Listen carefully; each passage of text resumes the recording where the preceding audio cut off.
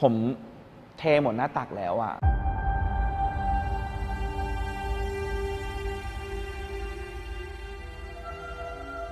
รู้ว่าเป็นซีรีส์ที่ทุกคนรอกันมานานมากกำลังคิดในใจว่าเขากล้าลงทุนขนาดนี้ได้ไง เป็นประสบการณ์แรกเลยที่รู้สึกว่าว้าวมันดีเวิร์กนี่คือที่สุดเลย งานของคนไทยที่กล้าลงทุนขนาดนี้มันประการตาตั้งแต่ผมทำมาอันเนี้ยใหญ่สุดตั้งแต่ทำมาแล้วงบประมาณครับก็คือเกือบที่จะเป็น9 หลักจะ 30 ปีแล้วไม่เคยเจออะไรที่สเกลใหญ่เท่านี้มาก่อนในวันนี้มันเกิดขึ้นจริงแล้ว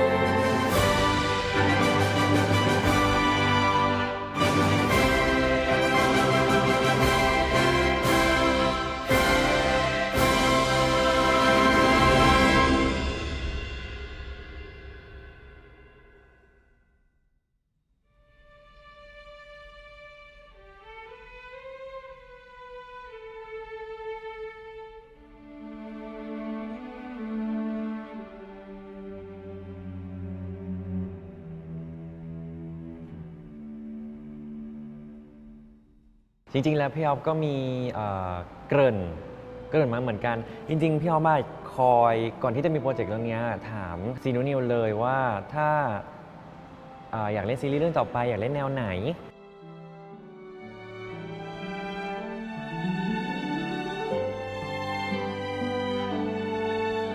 จริงๆมีโจทย์แวมไพร์อยู่ในท็อปิกที่เคยคุยกันด้วยแต่ก็มาจบที่เป็นเจ้าชายนี่แหละ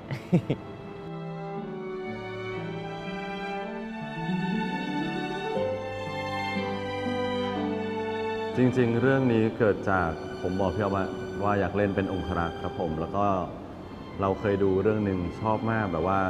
เป็นองครักษ์ที่ดูแลแบบเจ้าชายอะไรเงี้ยแล้วก็มีการห้ามหันระหว่างแต่ละตระกูลกันเนี่ยครับผมซีรีส์เรื่องนี้ครับก็จริงๆก็เริ่มต้นมาจากซีนูนิวครับที่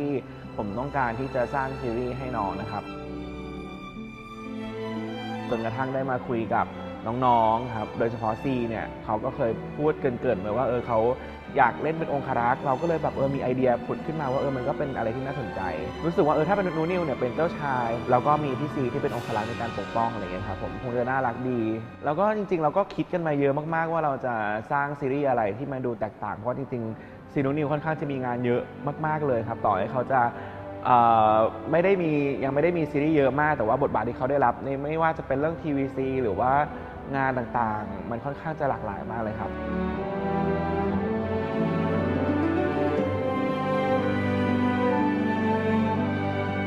ซึ่งเราก็เป็นประเทศเอมารีครับเป็นเมืองสมมุติแล้วก็จะมีเรื่องของชนชั้นครับในการที่สื่อสารซึ่งกันและกันอะไรแบบนี้ครับผม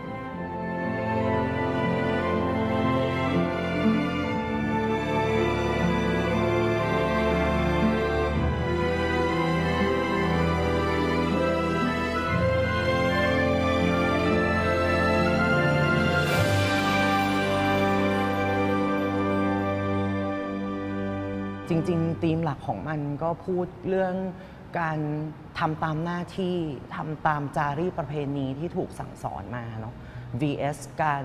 ที่เราเลือกทางเดินชีวิตด้วยตัวของเราเองโดยที่ไม่ทำให้ใครเดือดร้อนเราก็อยากจะทำให้มันเชื่อมโยงกับประเด็นสังคมในตอนนี้อยู่อันนี้ก็มีส่วนที่เราไปรีเสิร์ชเพิ่มในประเด็นทางสังคมที่เราอยากจะใส่เข้าไปอันนี้ยังขอไม่สปอยใช่ไหมคะแล้วก็ในตัวแต่ละอาณาจักรเองเนี่ยเขาก็มีธุรกิจมีอุตสาหกรรมของเขาพวกนี้ค่ะประเทศเอมาเรียเป็นประเทศสมมุติที่มีศูนย์กลางคือกรุงดาร์วินและมี4หัวเมืองหลักเหนือใต้ออกตก ก็คืออีก 4 หัวเมืองที่มีคนปกครองแล้วแต่หัวเมืองไป อย่างเช่นทิศเหนือก็จะเป็นตระกูลอัศวเทวาทินตะวันออกก็เป็นผู้ชงพิสูจน์ตะวันตกเป็นทวิตเมธาภาคใต้ก็จะเป็นมีนานครินทร์เนี้ยค่ะ เรื่องนี้ฮะก็มีการผลักดันในส่วนของซอฟต์พาวเวอร์เหมือนกันต่อให้จะเป็นประเทศแอมรีประเทศสมมติ แต่อย่างที่บอกว่าเราได้มีการใส่เข้าไปแล้วว่าประเทศนี้มีความเกี่ยวข้องกับประเทศไทยอย่างไรบ้างอย่างแรกเลยเรื่องภาษา ฝ่าบาทจงจำไว้เสมอว่าท่านชายเราเป็นคู่แข่งในราชประเพณีห้ามประมาทเด็ดขาด เราจะมีในส่วนของที่เราไปในประเทศไทยด้วย ทุกคนอาจจะได้เห็นนะฮะว่าเราได้ไปถ่ายในโลเคชั่นไหนบ้าง แล้วก็เป็นซิกเนเจอร์ของในประเทศไทยเช่นกันครับผม จริงๆพอได้ฟังพล็อตนะคะจากพี่ออฟก็รู้สึกว่าเรื่องนี้โหความอลังการนี้ความเจ้าชาย ความที่แบบอยู่ต่างเมืองประเทศใหม่ โลกใหม่ๆ New World อะไรอย่างเงี้ยค่ะก็รู้สึกว่าเราคงได้ใช้จินตนาการเยอะมากแน่ๆเลย แล้วก็คงจะเป็นเรื่องหนึ่งที่เรารู้สึกได้ชาเลนจ์มากๆ คือเรื่องเนี้ยเบสมาจากนิยายที่คนอ่านรู้จักอยู่แล้วใช่ไหมคะ ถือว่าเซตอัพต่างๆเนี่ยนักเขียนนิยายก็สร้างให้มาในระดับหนึ่งแล้วแหละ แต่ทีเนี้ยด้วยเนื้อเรื่องที่มีอยู่อาจจะสั้นเกินกว่าที่จะทำเป็นซีรีส์14 ตอน เราจะต้องใส่ของเข้าไปเยอะ แต่ว่าเรายังต้องคงให้เรื่องยังสนุกเข้มข้นน่าติดตามสำหรับคนดูด้วยอะค่ะ แต่ว่าเราเป็นแม่ที่ไม่ได้เข้มที่จะลูกขนาดนั้นแต่หน้าที่สำคัญที่สุดเรายึดมั่นในหน้าที่มากๆเพราะว่าตระกูลเราเป็นสายคือว่ามันทำได้ดีมากเลยประมาณนั้น แต่เราเป็นเบอร์แล้วเนาะอันนี้ดีกว่าได้นะเหมือนกันไม่คิดมีอะไร แต่พอประโยคกับรู้ปะมองเลย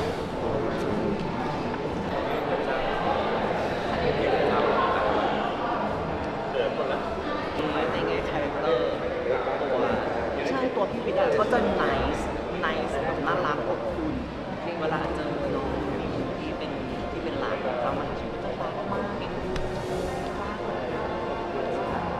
ใช่เราทำพร้อมกันจะแปลกมันควรจะเป็นไม่คณิงก่อนก็คือ ไม่ผมว่าเขาควรทำก่อนเรา อ๋อหมายถึงว่าเขากับเราใช่ไหม เราก็ต้องเคารพด้วยมารยาท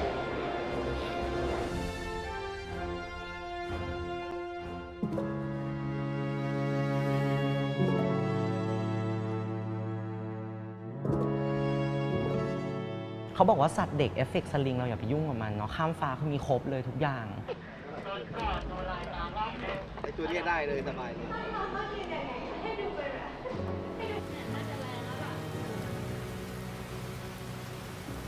แล้ววันนั้นก็น้องมาก็ดื้อมากคือตอนซ้อมแบบน่ารักเชื่อฟังแต่ว่าพอถ่ายจริงๆคือดื้อมากๆจนเราแบบเราแทบจะไม่มีเวลาเหลือแล้วตอนนั้นพระอาทิตย์อยู่ในตำแหน่งที่ถ้าไม่ถ่ายเดี๋ยวนั้นอะมันจะไม่ได้แล้วอะ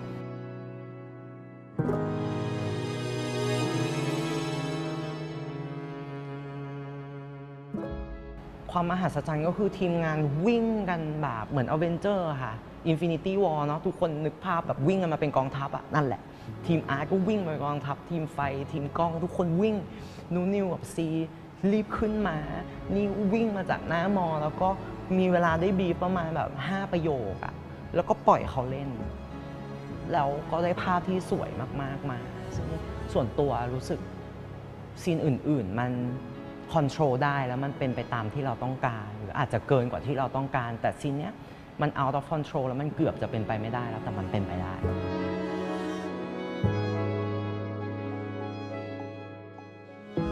โอ้อย่างที่บอกว่าเรื่องนี้มันเซตติ้งมันใหญ่มากอะอุปสรรคมันก็คือใหญ่เช่นกันครับผมเพราะว่าการหาโลเคชันมันไม่ใช่เรื่องง่ายมากๆเพราะว่าจริงๆถ้าพูดกันตามตรงโลเคชันคนไทยเราก็แบบใช้กันซ้ำๆเราก็พยายามคิดว่าเราจะหาโลเคชันไหนที่มันไม่ซ้ำโอเคก็เป็นอุปสรรคเรื่องของงบที่ว่าโอเคมันต้องบานปลายเพราะว่าเราก็ต้องเนรมิตทุกอย่างให้คนดูไม่ได้รู้สึกว่านี่คือสิ่งที่คนเอามาใช้เยอะแล้วเพราะว่าเราก็อยากจะทำให้คนเชื่อที่สุดครับผม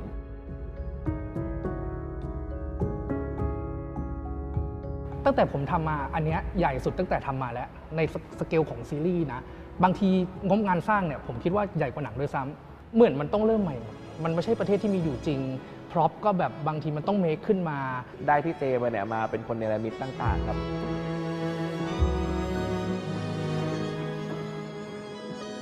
คือดีเทลแต่ละเมืองอะครับ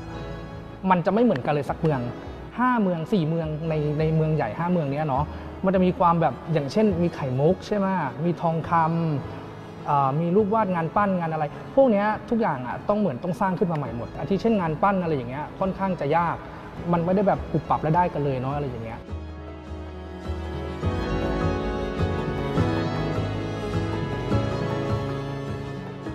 ทุกอย่างอ่ะคืองานเขียนคืองานวาดขึ้นมาใหม่ ไม่มีการเจนไม่มีอะไรเลย ทุกอย่างคือเป็นงานที่แบบคิดมามีความหมายทุกสิ่ง โจทย์ที่ได้มาคือไม่ต้องการให้ซ้ำก็คือจะไม่มีการซ้ำชุดเด็ดขาด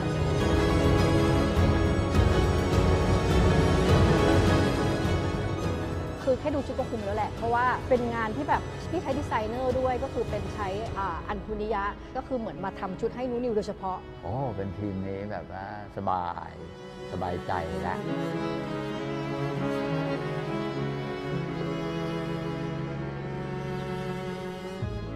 เราก็ได้มีการปรึกษาทีมงานที่ประเทศอังกฤษโดยตรงเลยครับ เพื่อที่จะให้เขาถ่ายฟุตที่สำคัญมา ซึ่งเราก็จะไม่ได้มีการซื้อสต็อกอะไรขึ้นมาเลย คือเราให้ทีมงานใช้กล้องเดียวกันใช้เลนส์เดียวกันในการที่ไปถ่ายทำที่ประเทศนั้นครับเพื่อที่ได้ภาพที่ถูกต้องที่สุดนะครับผม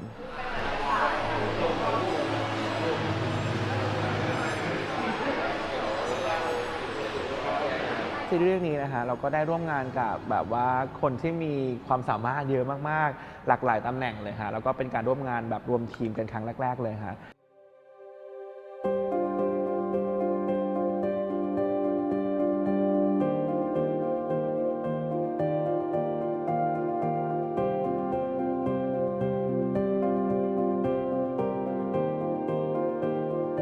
อย่างที่บอกว่าเรายกระดับโปรดักชันยังไงบ้างในเรื่องของกล้องมาก่อนเลยละกันคือเราใช้กล้องระดับแบบ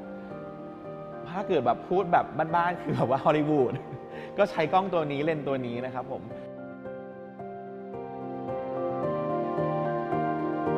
ในส่วนของสกอร์เพลงนะครับหรือว่าเพลงต่างๆเนี่ยเราก็ได้ใช้วงออร์เคสตราแบบฟูลทีมเลยเพราะว่าปกติซีรีส์เรื่องนึงเนี่ยบางทีก็อาจจะไม่ได้ใช้ดนตรีสดหรือออร์เคสตราหรืออาจจะใช้ไม่ได้ใหญ่มากแต่ของเราเนี่ยรู้สึกว่าเราเล่นใหญ่มาขนาดนี้แล้วว่าเราก็ควรที่จะใช้ฟูลทีมจริงๆแล้วเราก็ใช้ระดับที่เป็นมืออาชีพที่ทำซีรีส์ในประเทศไทยหรือต่างประเทศมาเยอะนะครับแล้วก็เอาคนที่มีประสบการณ์มาซึ่งเพลงก็ใหญ่มากๆเลยฮะแล้วก็โอ้โหเพราะจริงๆอยากให้ทุกคนฟังแล้วคิดว่าแบบแค่ทุกคนฟังเพลงในซีรีส์เรื่องนี้ก็คือคุ้มแล้ว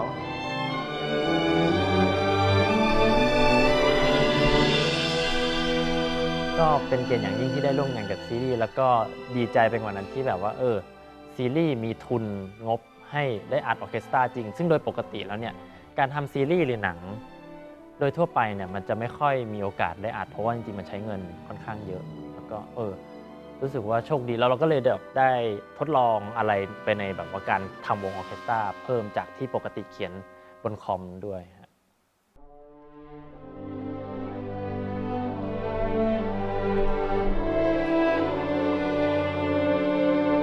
ต้องทำกันบ้านมานะครับว่าในสกอร์เนี่ยทางคุณฟิลคอมโพเซอร์เนี่ยเขาจะได้เขียนออกมาแล้วบางทีเราก็ต้องมาคุยกับคุณฟิลว่าเราจะเพิ่มเติมตรงนี้ลองเปลี่ยนแบบนี้ได้ไหมลองทำอย่างนี้ได้ไหมก็จะได้ไปดิสคัสแล้วก็ออกความเห็นเพิ่มเติมในการที่จะทำให้บทเพลงมันออกมาได้อย่างสมบูรณ์ที่สุดครับผม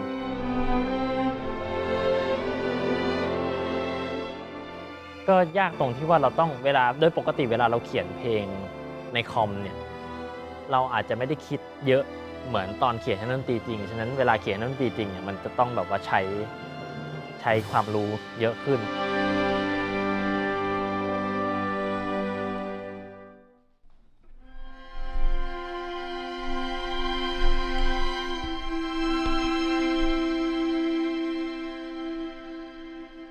จริงๆจะบอกว่าซีนที่ยากที่สุดของเรื่องนี้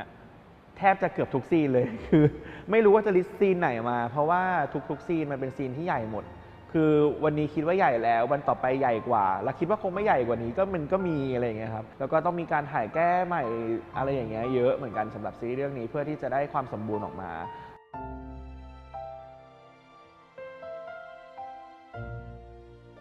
ถ้าซีนที่ยากรู้สึกว่าเป็นซีนเกี่ยวกับซีนฟันดาบอย่างเงี้ย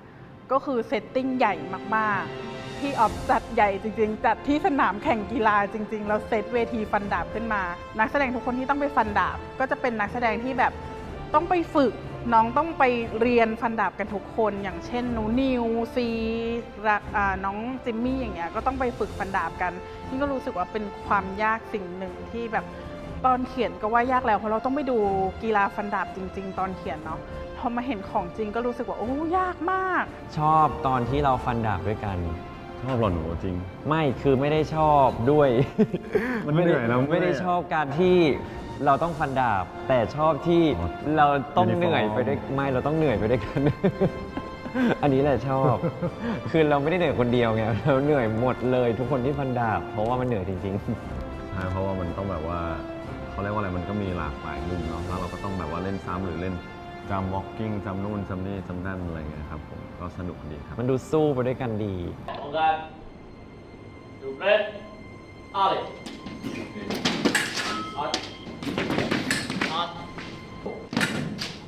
มันมีหลาย ๆ อย่างที่เราไม่ได้มีความรู้โดยตรงแล้วเรารู้ตัวว่าเราต้องหาความรู้เพิ่มเติม หรือหาผู้เชี่ยวชาญเข้ามาช่วยเราเพิ่มเติม เช่น กีฬาฟันดาบเนาะ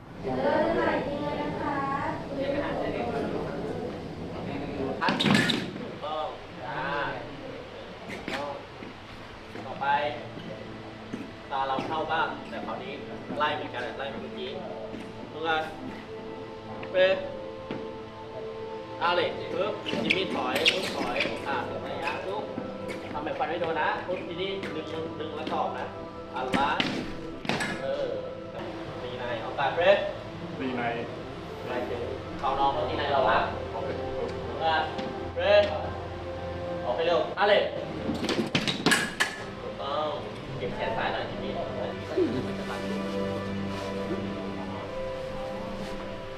คนนะลูก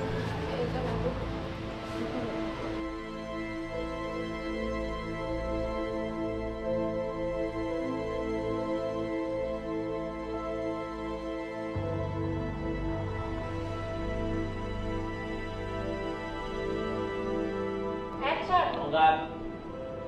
ดูเล่นอะไรออตันบาลานิโก3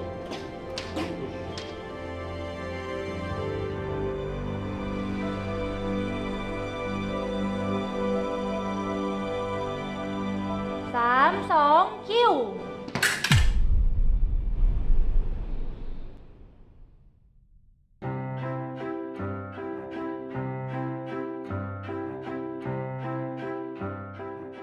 อ่านบทครั้งแรก ชอบมากเพราะรู้สึกแบบมันมีหลายคำอยู่ในหัวมาก คือนี่มันซีรีส์อะไรเนี่ย ทำไมมันดูเหมือนมันแฟนตาซีแล้วมันแบบเนื้อเรื่องดูน่าสนุกมากเลย ก็อ่านทุก EP ที่จะมีเลย จนมันขาดตอนถึงช่วง EP หลังๆ แล้วแบบต้องไปขอพี่ออฟพี่เด่นเพิ่มว่ามีต่อไหมอยากอ่านต่อบอกว่ายังมาไม่ครบหรอ เพราะว่าติดจริงชอบจริง สนุกนะ enjoy มากแล้วก็รู้สึกว่าเอ๊ะเราต้องเล่นยังไงวะหัวมันก็จะรันไปว่าเอ้ยมันต้องไปเป็นแบบไหนว่าภาพมันแบบมันกระจายมากครับเพราะมันฟุ้งมากเพราะมันเป็นประเทศแบบสมมุติ แล้วตอนนั้นเราแบบต้องเล่นยังไงเมืองจะเป็นยังไงภาพมันจะเป็นยังไงอะไรอย่างเงี้ยแล้วเราจะปูได้ไหมบูจะเป็นยังไงแต่ขี่ม้าชอบแน่ๆอะไรอย่างเงี้ยครับผมเรารู้สึกว่าเรื่องนี้ต้องสนุกแน่นอน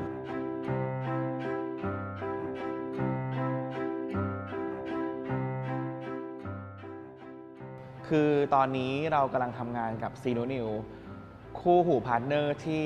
พูดได้ว่าเป็นระดับต้นๆของประเทศครับ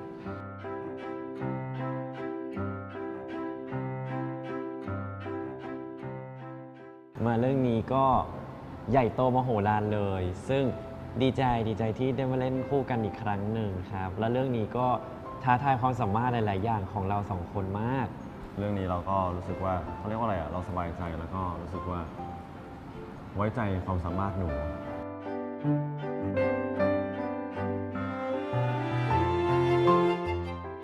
ก็รู้สึกว่าคาแรคเตอร์ชลันมันเป็นสิ่งที่ยากสำหรับเราเรื่องบุคลิกภาพครับผมเรารู้สึกว่าองครักษ์มันจะมีความแบบ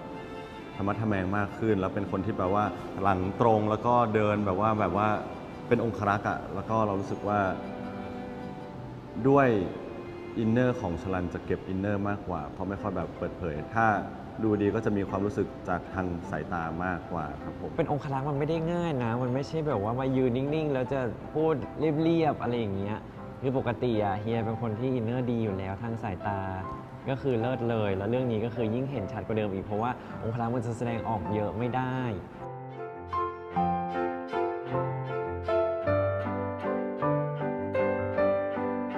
ผมพิสูจน์ออกมาว่าเป็นใครแล้วผมจะรีบรายงานมาให้ทราบหนูเก่งอยู่แล้วอะอย่างที่บอกหนูไปหนูมีพรสวรรค์เรื่องการแสดงเขาเป็นคนละเอียดนะจริงๆแล้ว แต่เราก็ไม่เคยถามว่าทริคในการแสดงเขาเป็นไง แต่รู้สึกว่าเขาอาจจะมีการอ่านบท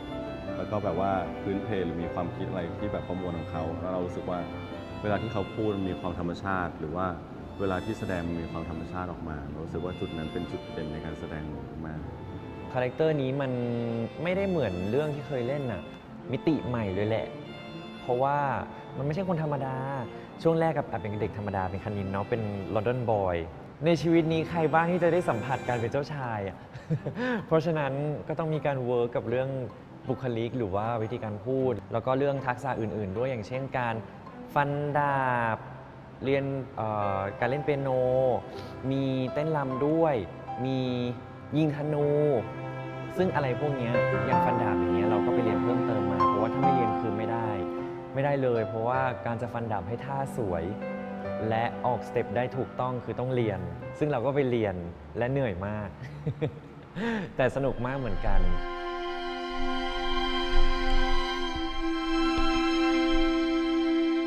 แล้วก็เรื่องนี้ทำให้นุนิวต้องย้อมผมเป็นสีนี้ ซึ่งเรียกว่าสีอะไรก็ไม่รู้ หนูว่าโตแล้วก็ดูสวยขึ้นอะไรเงี้ยด้วยชุดด้วยองค์ประกอบด้วยมั้ง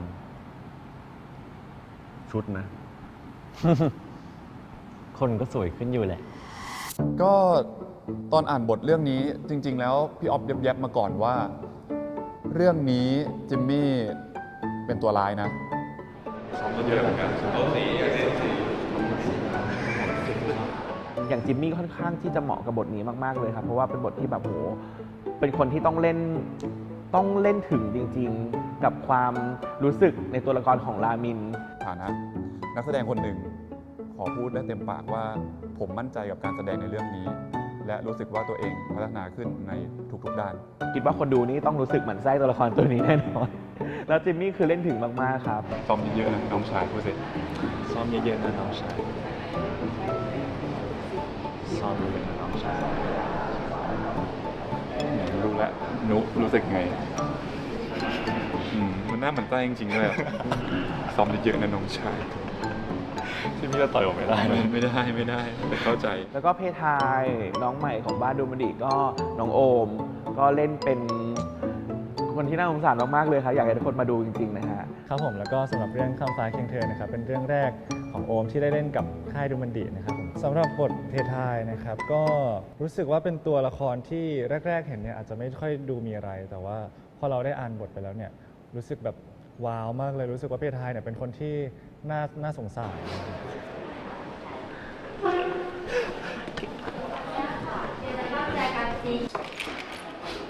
ครับ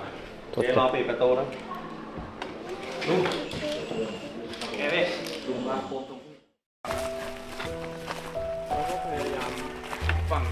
ตรงเนี้ยอย่าไปอยู่แนวแบบริมชิดขวาไป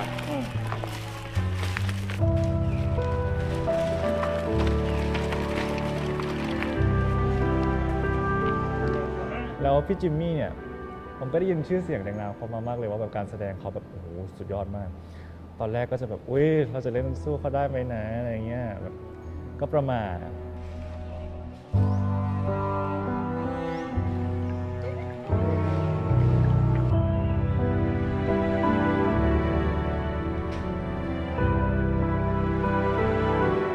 เรารู้สึกได้ว่าการที่คนเราเป็นนักแสดง2 คนมาเจอกันแล้วต้องเป็นพาร์ทเนอร์กันที่ต้องเล่นคู่กันซีรีส์เรื่องแรกสำคัญมากนะบทซีรีส์เรื่องแรกตลอดการเดินทางของรามินเพทายแล้วก็จิมมี่โอมที่ผ่านมาเนี่ยมันก็ สะท้อนให้เห็นอะไรหลายๆอย่างนะครับผม เรามีทั้งข้อที่เหมือนกัน แล้วก็มีข้อที่ไม่เหมือนกัน แล้วเราก็ได้เรียนรู้ว่าเราจะปรับจูนมันยังไงให้มันเข้ากันได้มากยิ่งขึ้น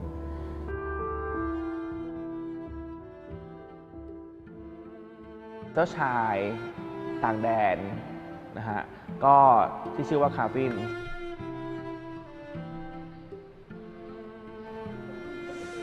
ยากมากยากตรงที่ว่าคาแรคเตอร์เจ้าชายคาวินค่อนข้างจะไกลตัวกับเน็ตมากๆเพราะว่าตัวละครมีความสุขุมแล้วก็มีความไม่ได้หยุดเล่นนะครับผมด้วยความที่เราเป็นคนที่พูดเยอะแล้วก็เป็น extrovert แล้วก็เหมือนกับเป็นคนล่าเริงอย่างเงี้ยแต่ส่วนเจ้าชายจะเป็นคนนิ่งๆอาจจะเพราะว่าด้วยความที่เจ้าชายไม่ค่อยได้ออกมาสู่โลกภายนอกเท่าไหร่อย่างเงี้ยครับผมแต่ว่าส่วนตัวของเนทเป็นคนที่ออกข้างนอกบ่อยมากอย่างเงี้ยครับผมใช่ก็รู้สึกว่าค่อนข้างที่จะท้าทายกับตัวเรามากๆเหมือนกันครับผมผมเชื่ออย่างนึงแล้วคุณเป็นลูกเลยผมว่าตัวละครเจเป็นตัวละครที่แบบ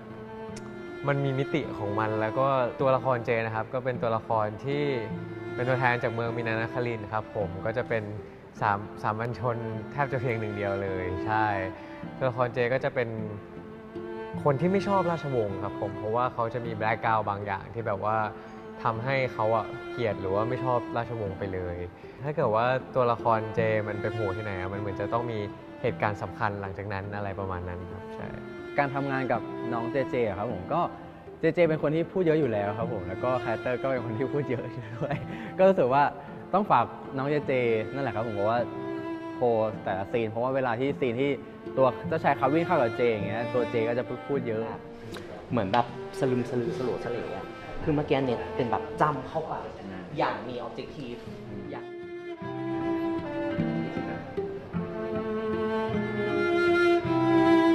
ซึ่งก็ต้องทำกันบ้านเยอะเหมือนกันครับก็จะมีการเวิร์กช็อปพี่เด่นจะเป็นคนคุมเลยในตอนแรกแล้วก็เป็นคนเล่าให้ฟังทุกอย่างซึ่งโอ้โหเก็ตเร็วมากเลยครับนักแสดงบ้านดูมันดิทุกคนรู้ว่าเราทำงานยังไงเราไม่ปล่อยให้ใครเดินเข้าห้องเวิร์กช็อปมาโดยที่แบงค์และไม่รู้อะไรเลยเหมือนผมได้เข้ามาเรียน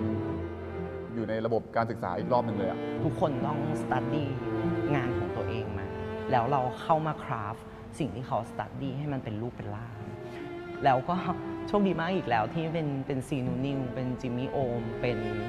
เนทเจเจซึ่งเป็นคนที่ทำกันบ้านหนักทุกคนถ้าแต่ละอย่างที่เขาไปทำมันได้ปริญญาได้ตอนนี้เขาน่าจะได้แบบใบปริญญาสัก10 ใบอัดกรอบอยู่ที่บ้านอะไรอย่างเงี้ย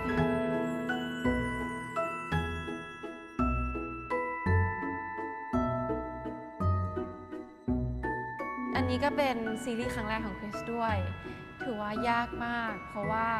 ด้วยราชาศัพท์และความที่คริสพูดภาษาไทยไม่ค่อยชัดก็เลยทำให้แบบหลายๆอย่างมันเหมือนอะไรเป็นอะไรใหม่ๆมากแต่คริสชอบ challenge ที่ได้มาจากซีรีส์นี้มากเลยค่ะเพราะว่าไม่เคยพูดราชาศัพท์เลยแหละอันนี้ก็เป็นครั้งแรกก็เลยทำให้เราแบบเราต้องสู้ไปกว่านี้แล้วก็ฝึกเยอะที่สุดค่ะเพราะว่าก็เป็นซีรีส์ที่ใหญ่มากของดูมันนี่แล้วคริสก็อยากทำให้ดีที่สุดค่ะได้น้องคิสวงอาร่ามาเล่นก็เป็นน้องใหม่แกะกล่องเลยครับผมก็เป็นการท้าทายของทีมงานทุกคนและตัวน้องเองด้วยครับแต่ว่าน้องก็เป็นคนที่สู้มากแล้วก็น่ารักเหมือนเจ้าหญิงดิสนีย์เลยครับผมก็เลยรู้สึกว่าเหมาะกับบทนี้สุดๆเลยฮะหลานจะลงแข่งในราชประเพณีในกฎไม่ได้ระบุแล้วก็น้องใบฟ้านะครับผมที่เขาเรียกว่าเป็นพาร์ทเนอร์กับน้องเอวานะครับผมน้องคิสนะครับก็มิราเป็นโค้ชของเจ้าหญิงเอวาค่ะคอยสอนเกี่ยวกับฟันดาบหรือว่าจะเป็นการยิงธนูอะไรแบบนี้ค่ะตอนอ่านบทครั้งแรกรู้สึกว่าเป็นการใช้อิโมชัน a ลในการเล่นมากกว่าค่ะแอคชั่นโอ๊ยสำหรับตัวปลายฟ้าคิดว่าบทน้อยยากค่ะเพราะว่ามันอาจจะต้องเป็นการแอดอารมณ์เข้าไปร่วมด้วยเพื่อให้คีย์เมสเซจของความหมายนั้นๆหรือว่าในซีนนั้นๆมันสมบูรณ์ยิ่งขึ้นค่ะโอ้อันนี้คิดว่าภาษานี่คือยากสุดเลยค่ะเพราะว่ามันจะมีคำราชาศัพท์มาด้วยแล้วเราก็อาจบางทีสมมุติว่าคำว่าเพคะอย่างเงี้ยค่ะเราจะติดพูดค่ะเฉยๆก็ต้องพูดใหม่อะไรอย่างเงี้ยค่ะแอคชั่นด้านนั้นเป็นธงของมีนานครินทร์เป็นรูปฉลามสีฟ้าด้านหลังเป็นคลื่นประดับด้วยมุกพื้นธงสีน้ำเงินมีนานครินทร์ตั้งอยู่ทางทิศใต้ของเอ็มมารีเป็นเมืองที่ติดทะเลเพียงค่ะ ชาคลีค่อนข้างแตกต่างกับตัวอื่นครับคือด้วยลุคของเราด้วยคาแรคเตอร์เราอะไรเงี้ยเราก็จะได้เล่นเป็นแบบคนที่เก่งในเรื่องคอมพิวเตอร์เป็นเด็กติดเกมเป็นเหมือนลูเซอร์อะไรอย่างเงี้ยแต่ชาคลีมันจะมีความมีระเบียบมีความจัดแจงก็คือจะแตกต่างกับตัวที่เคยแบบที่เคยเล่นมาแบบมากๆเลยนะครับ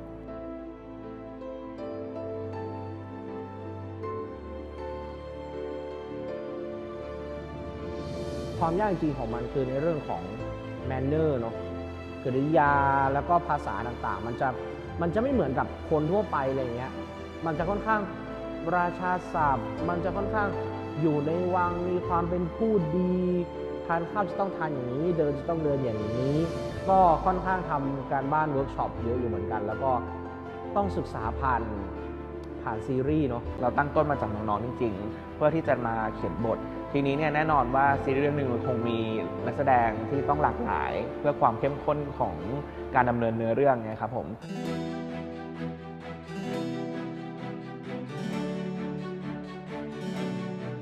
เจ้ามหาชีวิตคือจริงๆอันนี้คือเป็นชอยที่แบบเด้งขึ้นมาไงก็ต้องอันหนิงเพราะเขาเป็นคนที่มี power สูงมากแล้วเขาก็ดูเป็นถ้าจะดูยิ่งใหญ่ที่สุดแล้วก็ต้องเป็นเขาอะนาทีนี้ครับผม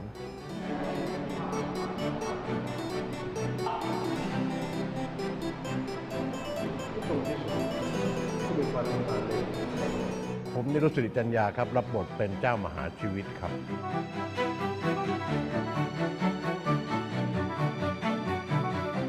อยู่ในตระกูลซึ่งคงไม่ต้องแปลนะครับเรียกว่าอัศวะเทวาทิน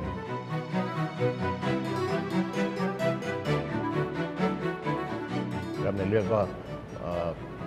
ก็ดูแล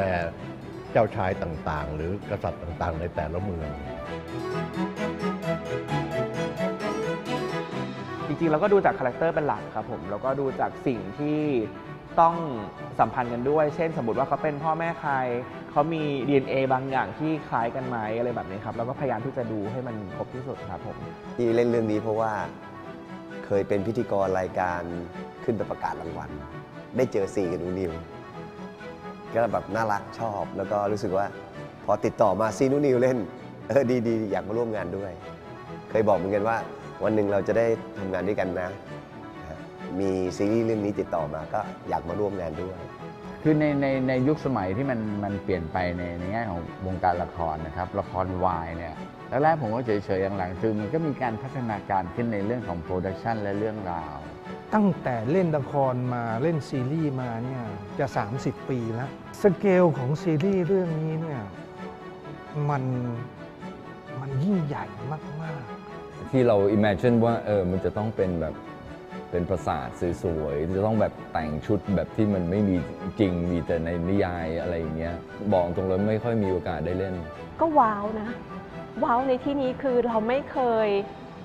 ได้รับบทองครักษ์อะค่ะนอกเหนือจากที่ตัวเองเคยเล่นมาคือรับบทแม่มาตลอดการดูแลลูกก็เป็นส่วนหนึ่งแต่เราสามารถแสดงความรู้สึกได้แต่พอที่เราเป็นองครักษ์แล้วอะต้องซ่อนความรู้สึกที่นอกจากจะทักษะหลายๆอย่างแล้วความตัดสินใจณตอนนั้นแล้วรวมถึงความรู้สึกของตัวเองที่ต้องไม่แสดงออกก็เลยรู้สึกว่าดีใจจังที่ได้รับบทแบบนี้ชอบฉากใหญ่ทั้งหมดนะครับชอบโลเคชั่นทั้งหมดเพราะว่าน้อยมากที่เราจะได้เห็นนะครับงานของคนไทยที่กล้าลงทุนขนาดนี้ลงทุนเยอะจริงๆแล้วก็มันตระการตาพอเห็นแล้วชื่นใจแทนตื่นเต้นที่จะได้ดูเพราะว่าเหมือนกับว่าเป็นบทที่ไม่เคยรับคาแรคเตอร์นี้ด้วยแล้วก็เหมือนกับว่าในบทก็ไม่เคยรับบทประมาณนี้แบบเป็นครั้งแรก ต้องติดตามค่ะว่าจะเกิดอะไรขึ้นครั้งแรกในการรับบทนี้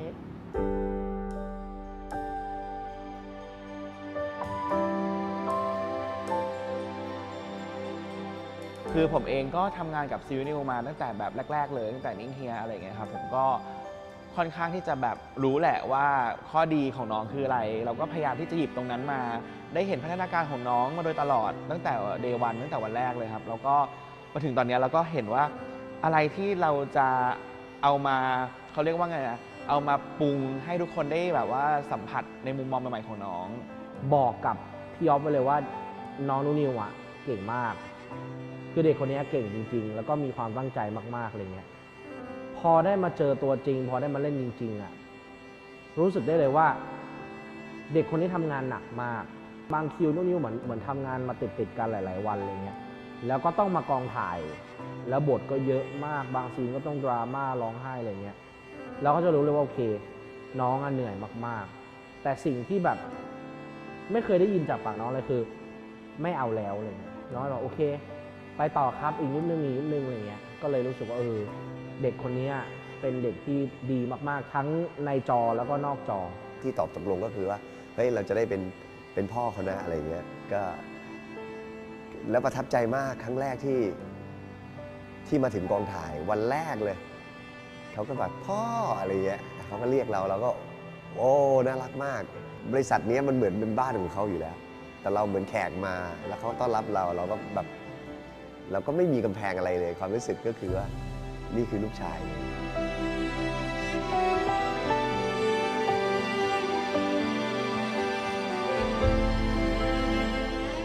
พี่ๆเขาพร้อมที่จะช่วยเราทุกเมื่อเลยครับพี่ๆเขาใจดีมากน่ารักมากแล้วก็เวลาเข้าซีนกับพี่ผู้ใหญ่ทุกท่านเลยเหมือนเราได้ฝึกสกิลเราได้คอยสังเกตผมก็แอบสังเกตแหละว่าเวลาพี่ๆเขาแสดงอย่างเงี้ยเขาเป็นยังไงบ้างคอยสังเกตอยู่ตลอดเลยครับซึ่งบางทีเราก็ได้อะไรจากตรงนั้นเหมือนกันเข้าซีนกับผู้ใหญ่เรารู้สึกว่ามันตื่นเต้นทุกครั้งมันยากเรารู้สึกว่ามันเป็นฟิลที่แบบว่าเกรงช่วงแรกเกรงหลังๆมาก็ผ่อนคลายมากขึ้นผมก็สนุกมากขึ้นการทำงานกับซีก็รู้สึกดีมากเลยครับคือไม่เคยรู้จักกับซีมาก่อนก็ซีทำให้ผมรู้สึกผ่อนคลายในการทำงานมารับบทเป็นเพื่อนกันได้ไม่ยากอย่างที่คิดเลย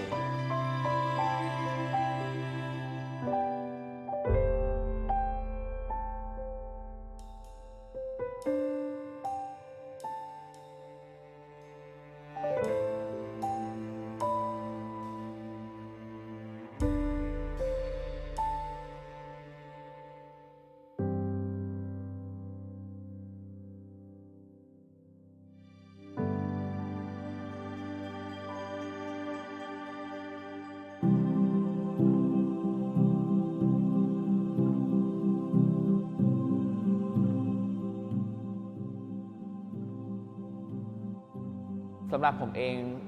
ทำซีรีส์เรื่องนี้มาอยู่กับมันมาเป็นปีๆเนี่ยค่อนข้างที่จะเชื่อมั่นในตัวนักแสดงแล้วก็ทีมงานมากๆนะครับเราก็คิดว่าทุกคนคิดเหมือนกันหมดนะว่าเรากำลังพยายามทำผลงานให้เป็นที่จดจำ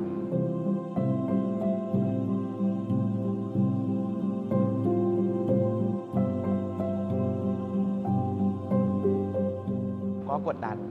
พอสมควรเพราะว่าเป็นโปรเจกต์ที่ใช้เวลาในการที่จะฟูมฟักมันนานพอสมควรแล้วเราก็ได้รับรู้ถึงการคาดหวังของแฟนๆน้องๆรวมถึงแบบแฟนๆดูบันดิที่เขารออะไรเงี้ยครับผมก็พยายามคิดว่าไอ้แรงกดดันที่เราแบกรับอยู่เนี่ยก็พยายามผลักให้มันเป็นแรงผลักดันมากกว่าเพื่อให้มันเกิดคุณค่า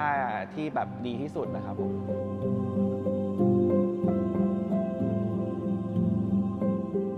นั่งดูทุกโปรเซสมากๆตอนนี้เพราะว่าอย่างที่บอกว่ามันเหมือนเราฟูมฟักมาตั้งแต่ต้นน่ะไม่ว่าจะเป็นตัวน้องของเราเองซีนูนิวจิมมี่โอมเนเจเจหรือทุกคนที่ได้เล่นซีรีส์เรื่องนี้แล้วก็ตัวนิยายที่เราคิดพล็อตให้เขาเขียนมาแล้วมาดัดแปลงทำเป็นซีรีส์น่าจะมีอะไรบางอย่างที่อาจจะโดนใจคนดูอยู่ที่เราพยายามใช้ซีรีส์เรื่องนี้ในการที่จะช่วยออกมาสื่อหรือช่วยออกมาเป็นตัวอย่างให้เห็นอะไรอย่างเงี้ยครับผมเชื่อว่าซีรีส์เรื่องนี้เป็นซีรีส์ที่ทุ่มทุนที่สุดในประวัติศาสตร์ซีรีส์ที่เคยมีมาเลยก็คาดหวังให้ไปไกลที่สุดเท่าที่จะไปไกลได้เลยนะฮะก็คือแบบ worldwide อะไรอย่างเงี้ยเพราะเราก็อยากจะทำงานที่มีคุณค่าแล้วก็มีคุณภาพสิ่งที่เราจะฝากก็คือหยิบสิ่งละเล็กสิ่งละน้อยในความบันเทิงที่คุณว่างและคุณได้ดูไม่ว่ามันจะเป็นเรื่องนี้หรือเรื่องไหนที่คนอื่นก็แสดงทุกเรื่องของซีรีส์เนี่ยมันมีความดีปนอยู่ในนั้นข้ามฟ้าเคียงเธอนี่ก็เช่นเดียวกัน ว่ามันก็มีอะไรที่มันซ่อนเร้นอยู่ในเรื่องทั้งหมด แต่ว่าคุณแยกแยะออกมาได้ว่า เห็นที่ทำอย่างนี้แล้วตอนจบหรือเรื่องไม่ดีทั้งหลายมันจะเกิดขึ้นตอนท้ายๆหรือแม้กระทั่งตอนกลางๆหรือแม้กระทั่งตอนต้นเลย มันจะค่อยๆสอนเราทีละนิดทีละนิด ที่พูดออกมาเนี่ยยังมีเซอร์ไพรส์ที่ยังเก็บไว้ให้ทุกคนรอดูอยู่อีกเยอะเลยครับผม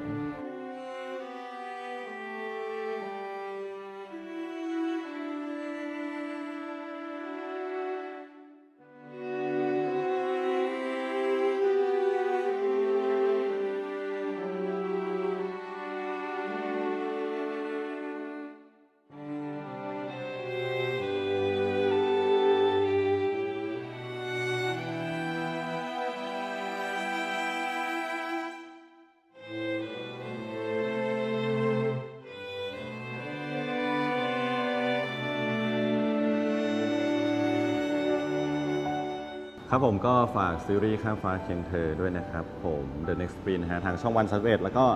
ทาง iQIYI นะครับซึ่งเรื่องนี้เป็นโปรเจกต์ความดังทางค่ายด้วยแล้วก็เป็นโปรเจกต์ใหญ่ของเฮียกับหนูด้วยนะครับก็อยากให้ทุกคนแบบว่า enjoy กับการดูมากๆเพราะว่าเรื่องนี้แบบสนุกห้ำหั่นมันแน่นอน ก็ทำมาเพื่อเขาจริงๆครับ เรียกว่าทุกภาคส่วนเนี่ยตั้งใจทำกันมากๆเลยนะครับผมแล้วก็ทุกคนเนี่ยแบบเทหัวใจไปกับข้ามฟ้ามากๆเลย แล้วก็อยากให้ทุกคนเนี่ยได้แบบ appreciate แล้วก็อย่าลืมกล่าวชื่นชมของบุคคลเหล่านั้นกันด้วยนะครับไม่ว่าจะเป็นแบบผู้กำกับทีมงานนักแสดงโลเคชั่นคอสตูมสวัสดิ์อะไรทุกคนตั้งใจกันมากๆเลยครับผมอย่าลืม appreciate กันพวกเขากันเยอะนะครับ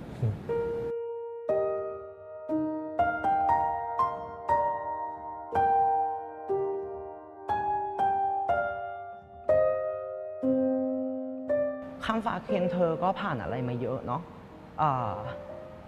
ผ่าน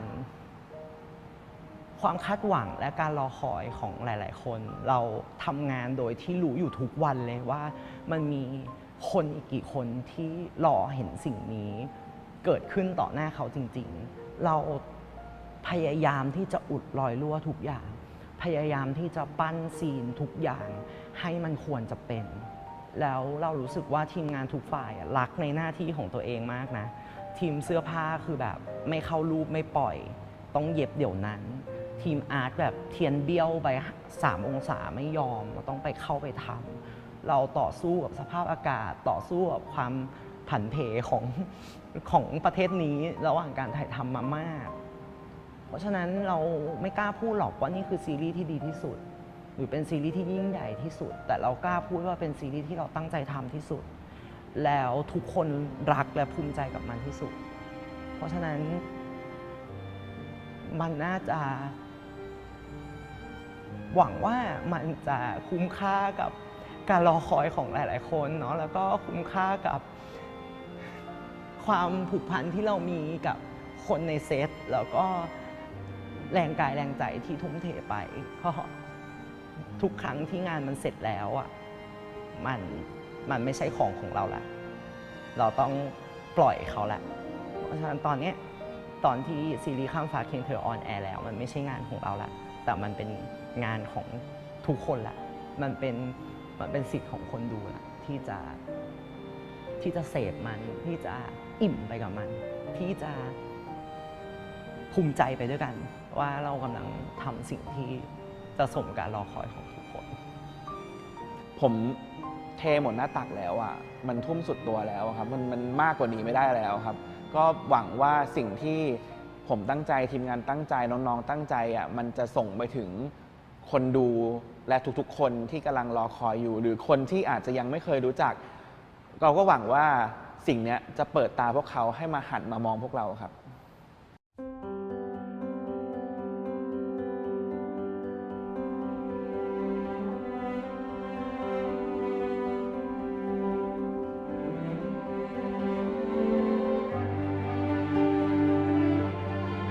ก็หวังว่าซีรีส์เรื่องนี้นะฮะจะสร้างความแปลกใหม่แล้วก็ยกระดับวงการซีรีส์ไป1 ขั้นครับผม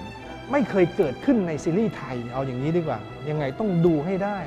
และมาเข้าวังเข้าประเทศเอมมารีพร้อมกันวันที่3 พฤษภาคมนี้นะครับกับซีรีส์เรื่องข้ามฟ้าเคียงเธอ The Next Sprint นะครับตอนแรกนะครับผมฝากด้วยครับ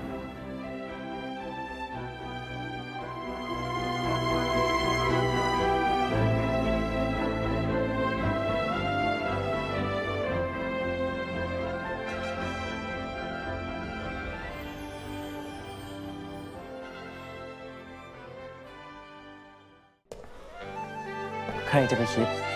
ว่าวันหนึ่งชีวิตเราจะเปลี่ยนไปได้ขนาดนี้ ก็วันก่อนเรายังใช้ชีวิตเหมือนคนธรรมดาอยู่เลยฟาบาทต้องกลับไปรักษาอำนาจของอสวเทวทิน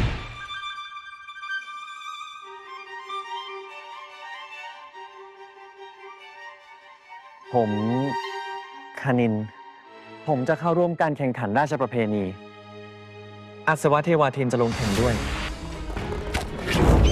คนที่รู้การกลับมาของคณินนั้นมีอยู่ไม่กี่คนด้วยกันเรารีบไปสืบหาดูว่าใครเป็นหนอนบ่อนไส้อยู่ในวังเนี่ย อัศวเทวาทินเปรียบเสมือนดังดวงตะวันของมีนานักครินทร์ เจ้ามหาชีวิตเนี่ยเป็นเท่าสารพัดพิษอย่าได้ไว้ใจไป